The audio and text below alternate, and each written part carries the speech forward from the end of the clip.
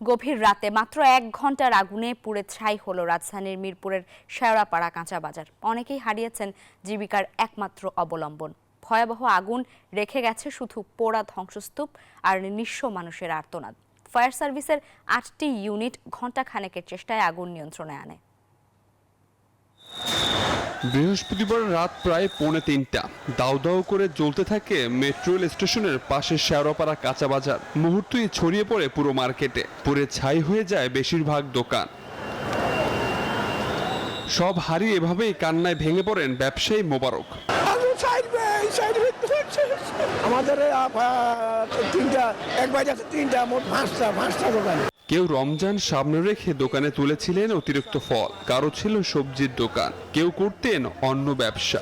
এখন সবই কেবল স্মৃতি। সব চাই এক বিন্দু নেই। 6টা দোকান, সব মুদি দোকান, 50 লক্ষ টাকার নিচে না। ব্যবসায়ীরা জানান বাজারটিতে 200-রও বেশি দোকান ছিল, এর বেশিরভাগই পুড়ে গেছে। ছোটখাটো মুরগি দোকান টোকান সব মিলে 250 দোকান আছে মার্কেটে, একটা দোকানে হয় না, সব পুড়ে শেষ হয়ে গেছে। ফল দোকান হইতে এবারে সব। যারা জীবনের ঝুঁকি নিয়ে বেঁচে ফিরেছিলেন তারা তুলে ধরেন ভয়াবহ অভিজ্ঞতার কথা।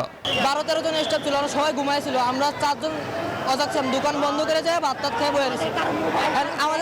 আমাদের কোনো ব্যাগ টাকা পয়সা যা ছিল সব ভিড়ে রয়ে গেছে, কিছু বের করতে পারি নাই। ফায়ার সার্ভিস জানায় আগুন লাগার 10 মিনিটের মধ্যে 4টি ইউনিট ঘটনাস্থলে পৌঁছায়। আগুনের ভয়াবহতা দেখে পরে আরও 4টি ইউনিট যোগ দেয়। 2:52 তার মানে হচ্ছে 10 মিনিট পরে আমাদের মিরপুরের 4টি ইউনিট ঘটনাস্থলে পৌঁছায় এবং আগুনের ভয়াবহতা দেখে আরও 4টি ইউনিট, টোটাল 8টি ফায়ার ইউনিট এখানে কাজ করে এবং 3:29 আমরা আগুন নিয়ন্ত্রণে সক্ষম হই।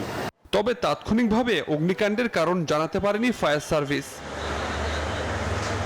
আবির হোসেন, নিউজ 24, ঢাকা।